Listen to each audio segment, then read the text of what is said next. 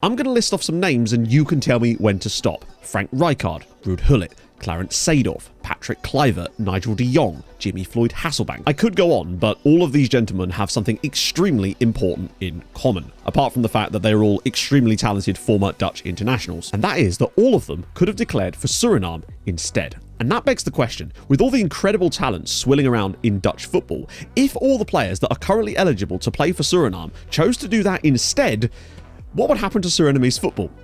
I think we should find out, right?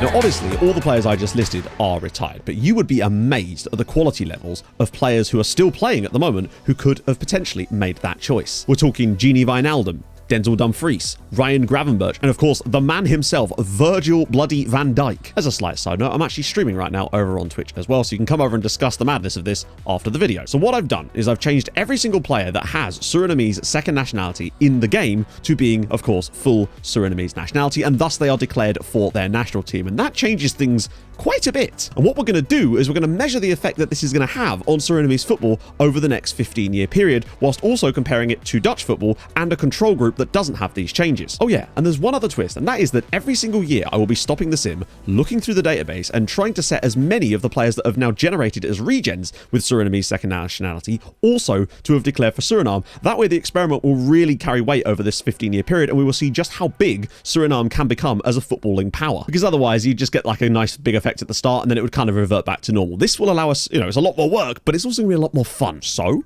buckle up and let's get Surinaming. World ranking of 134th. I believe the Dutch start 9th. Okay, they've actually fallen to 10th at this point, but regardless, there's still a large amount of places between the two nations. I love the fact that because it hasn't had a chance to update the squads yet, Virgil van Dijk's still in here as the captain of the Dutch national team despite having Surinamese nationality. Cheers, FM, well done. I feel like the Dutch national team are going to lose a fair amount of quality, and I suspect that over the next 15 years that we'll be able to measure, they're going to lose world ranking. I think that's just undeniable. As for Suriname, well, starting 134th, the only way to go really for them is up, and I expect them to do so at breakneck speed, especially with the players that they've been given straight off the bat. Because when you look through this team properly, there's a lot of names I didn't mention that stand out to me now looking through this. Steven Bergwijn, Owen Wijndal, Gravenberch, obviously, Jairo Wiedewald, Doniel Marlen as well. I'd love to see them qualify for a World Cup. Getting out of a group is certainly possible. It depends heavily on how far they can actually go. But before we jump fully in, I just want to show you the majesty of some of the incredible team names that Suriname has brought to the table. As I actually have the Surinamese league switched on for this because it would allow them to generate some more regions and maybe even some homegrown players that could enter the national team squad. You never know. Top Flight is very solid. Happy Boys, great name. However, it gets better with the likes of SV Flamingo and more importantly, a coconut. That is one of my favorite team names of all time. If anything, the badge makes it even better. They're my new favorite team. That's enough silliness. This is time for serious business because as you can tell, this is a very serious video. So in case you're wondering how I'm going to be finding the players each year that generate to make them Surinamese, it's a very simple process. I just use the player search screen, have second nationality set to Surinamese. You'll notice obviously these guys have both. That's because of the editor from when I set this up. So they have both second nationality and first nationality. Does that make them double Surinamese? If anything, they're more Surinamese than the normal players. So every year on January 1st, I'm just going to check this list, see if any players have come through with reasonable PA. We don't want to be adjusting players that are like 50 PA that are never going to make the national team, which is potential ability in case you're wondering. But anyone over that, I'll probably adjust to play for Suriname. There's a few here that I probably haven't done just because they're unlikely to actually play for them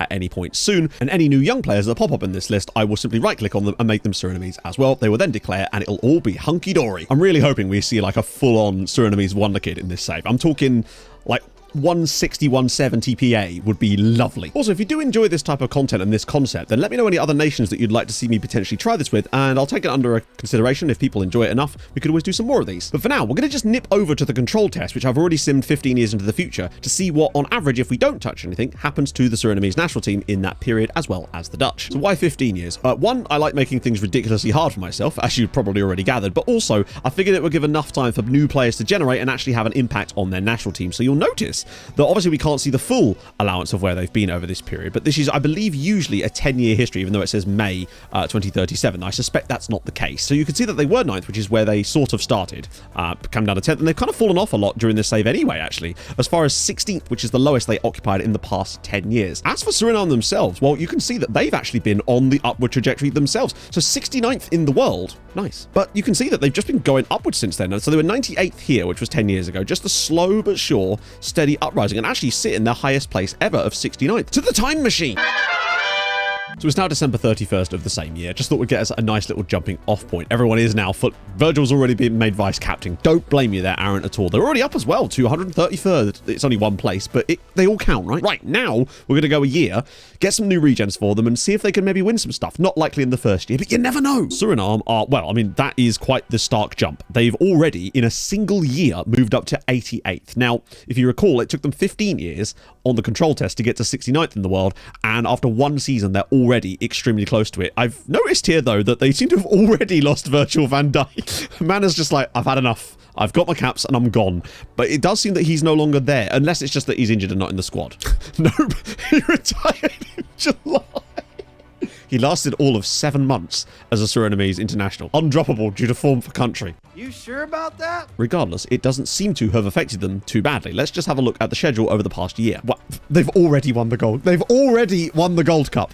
It took them 7 months to go and just win a Gold Cup, which Van Dijk was, of course, an integral part of that. And, you know, he's like, I've done all I can do. They've qualified above Jamaica and Canada there, so they're killing it in the Nations League. The fact that they've already won a Gold Cup is mad, and that's presumably why we've seen that huge jump in world ranking. Key thing to test, though, is whether there are any potential wonderkids coming through. And, oh, good lord, that is a very nice start. Warner Kwasi with 167 PA would be the second, if he could actually reach that, would be the second best player currently for Suriname. Perfect. Plays for RZ. And there's another chap in here as well, Donny Massa, who plays for Vitesse, who's not too shabby either anymore. Yet another guy here at Feyenoord, Antonio Reisel. Okay, this has been a good year for them. I think I'll use a cutoff at like maybe 120. Now, of course, because I'm switching their nationalities, they will lose the second nationality part of it, which means they'll disappear from this list, so you won't see them the next year. In case you're wondering why some of these regions have faces, it's because of the ZGen pack. It's not something I've run for this save, it's the setup from my other save, and some of them, because of the IDs, just happen to have faces that coincide. So now we're 2 seasons in. What have we got? They were 88th lot.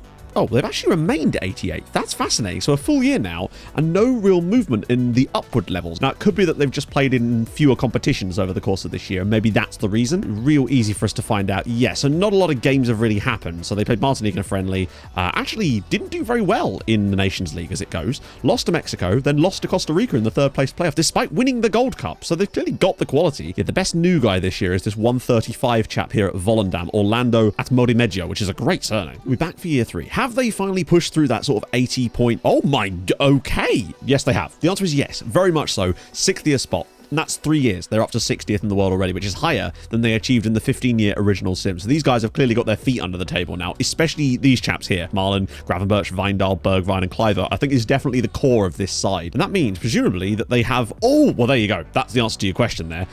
They won another Gold Cup. They've won back-to-back Gold Cups now.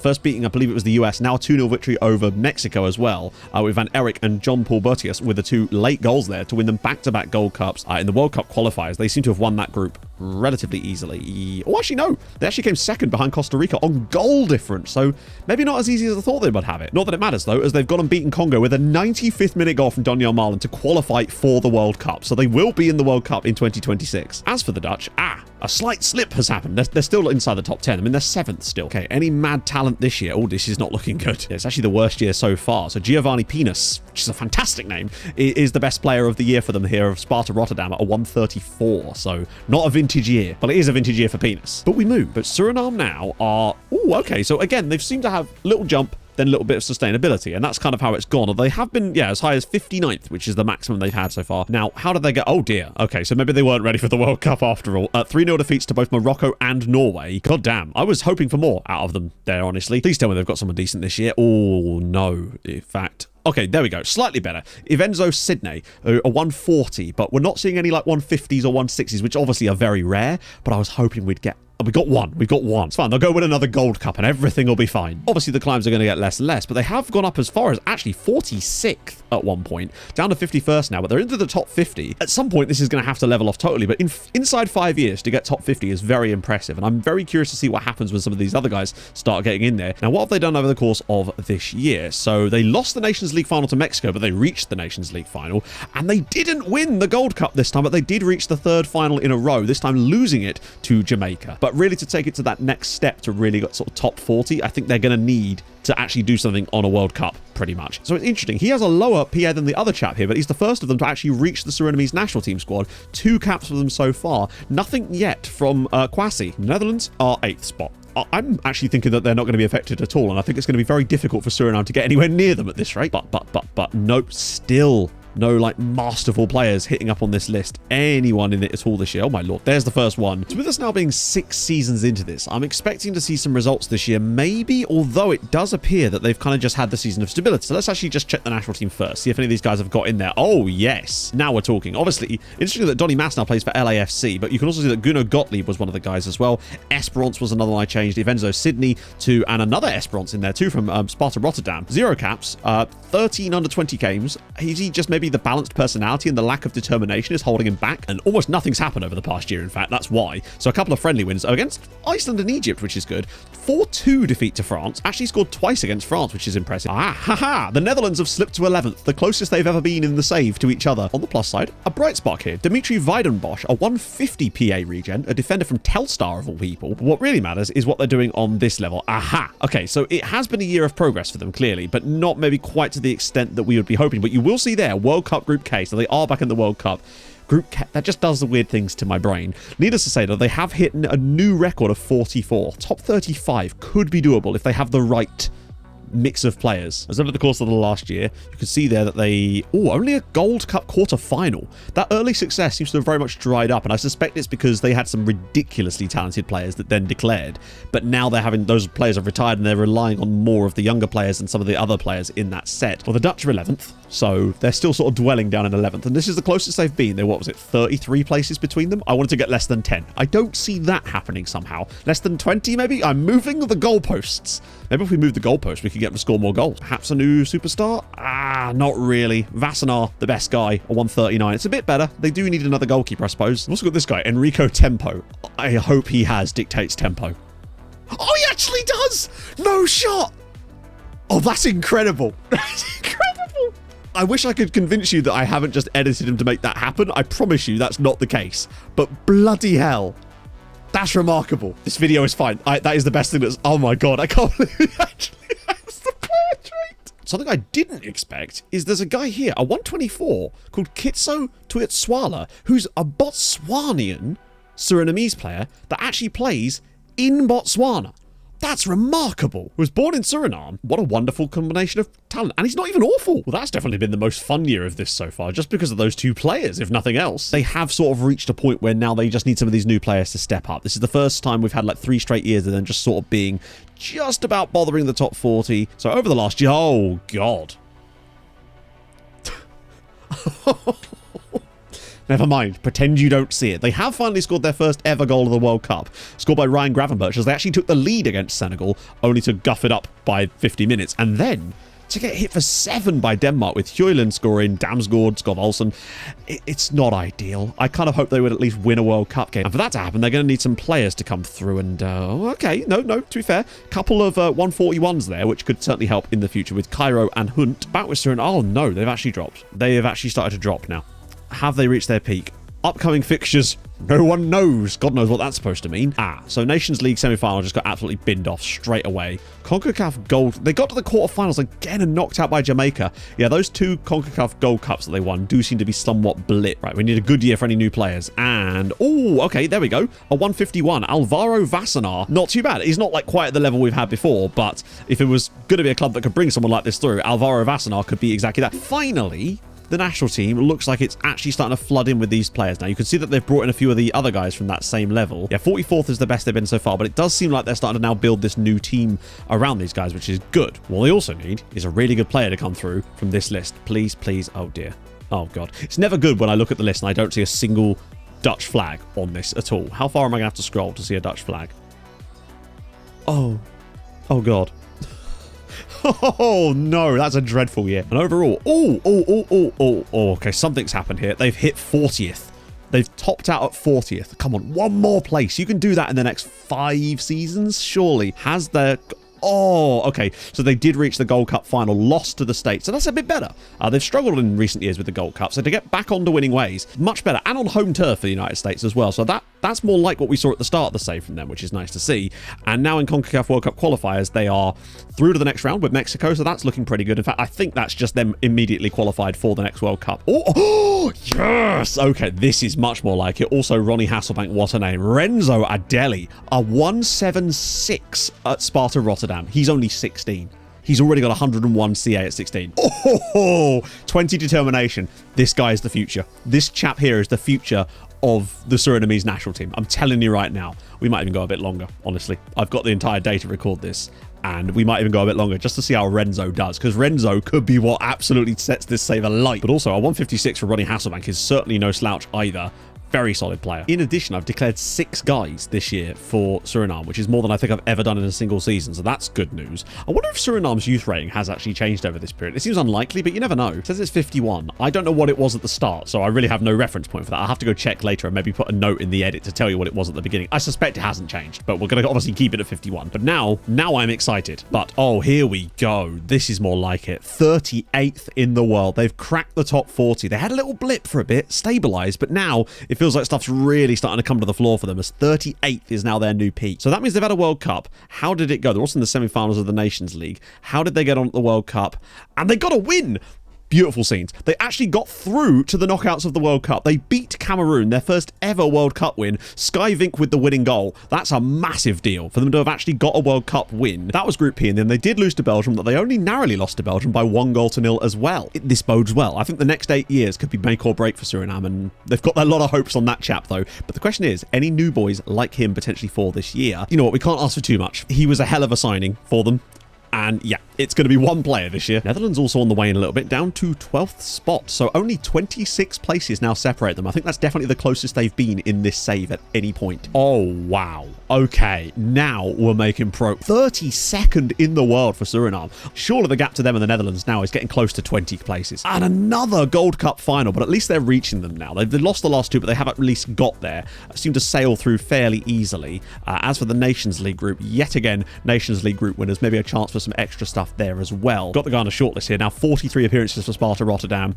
He's developing like nobody's business. Oh, he does have 4 caps. So Renzo Adeli actually does have 4 caps already, just isn't in the current squad, presumably because of injuries or whatever. At least there's a few players. That's going to be 3 on the year. Nice. So the juiciness continues. As you can see, Renzo Adeli now actually firmly in this national team squad. We already knew he was in there, but he's got a lot of friends with him now as well, including some of the guys from the very start of the save. 33rd, but I've been 32nd. This might be one of those years where they've just got very few fixtures, but they're maintaining their position, which is the key thing. Have they done a lot? Yes, so it's one of those years where there's just absolutely nothing. Nations League final defeat to the US as well. Have we got anyone this time around? Oh, actually, yeah, look at this. That's quite a there's about 4 of them there, all on the low end of PA, but still, it's bodies, right? So 2037 is actually the year that I was originally intending to stop the experiment, because I just figured for time. But you know what? I'm just so obsessed with the career of this guy, Renzo Adeli, that I feel like we have to continue for another 5 years just to see how he can get in that 25 when he's 25. 19 caps already for Suriname and a goal, and now things are stepping up. He's now wanted by big clubs. Atletico, Real Madrid, Spurs are here as well. And he's actually considered a wonder kid too, which is absolutely fantastic news and exactly what we were hoping for. Hopefully he can carry them home. But the question is, how are they getting on? You see that he is in the squad along with another guy, Adilio Deporeggio, who I don't even remember. No way! Bro actually came across from a Surinamese club. Incredible. Presumably there's a link there, but he's just a straight up Surinamese player. And what that does for them currently, oh, okay, they have been 30, they're really in this next level at the moment. They've been up to 31st, which is a new high. And, oh, no, not really. Couple of new guys, they're right down at the bottom here that will probably convert, but it seems that most of them, no real standouts this year. In case you were wondering about this guy, he actually has 149 PA while genning at a Surinamese club, which is amazing. Just a few more seasons to go to see if they can actually crack that top thing. And you'll see that Adeli is now at Chelsea as well. And Alvaro Vola as well is, I mean, some of these guys I could have recognized. I just don't, honestly, anymore. It looks to me like he's another player that's come out of the Surinamese league. But yes, this chap is starting to look ridiculous. 46 million was the transfer sale to Chelsea, and he's on 165k a week, and he's just stacked. He's only 21. But what has that done for them? Still, they slipped to 36th. Still 32nd, though. They can't quite crack that top few places. Donny Massa still one of the best players there. But how have they got on this year? So World Cup Group D. Oh, they were in the World Cup. They lost to Belgium 4-0, but they did get a draw with South Korea, and that somehow got them through, where they only lost 3-0 to Italy. It could be a lot worse. Oh, that'll help. That'll goddamn help. Mitchell Graves. Ajax, 17 years old, 176 PA. He's already 100. Oh, my goodness me. What are you? Midfielder. Oh, yes. It actually came through from Robin Hood. So he was poached by a Surinamese side, but it was actually a poaching rather than a purchase, as you can see that he doesn't show up here. That's amazing. He's... Right, they need to get him football immediately and over the next couple of seasons, because he'll be 21 by the time we finish this. They've got a couple of stars here, so they are very much on it now. As you can see, Mitchell Graves and Alvaro Nalom from literally last season's intake, I think, or the year before, are already straight into the full national team, which is a great sign of things to come. Have they got it? Oh, no, they haven't. Oh, after all that, and now it's disappointment. How's that worked out for them then? Oh, that's a dreadful year. Third place in... Well, we lost the third place playoff there, lost to Colombia there. Didn't really do a lot in the Gold Cup either. Quarterfinal exit to the US, and now in the Nations League as well. Don't even win the Nations League group with Jamaica in it. So I think a lot of the big guys have retired, and the other guys are just not ready to take over the mantle. That'll bloody well help. Jelani Becker, bang, a 165 goalkeeper. Now they're starting to get some quality players coming in. Almost a bit too late for that now, but they've got a team developing over the next few years. Interestingly, the youth rating is now 53. So that is... at least a slight bump for them, potentially. So, hey, interesting. Which makes me think it might have started off potentially in the high 40s instead of being 51 when we last looked. So it is now a new day. I realized that we couldn't just leave it at that, and I wanted to go a little bit further into the future to sort of see if there was any chance that Suriname could actually make a run for maybe the top 20, top 25, and all that. So that's what I've done.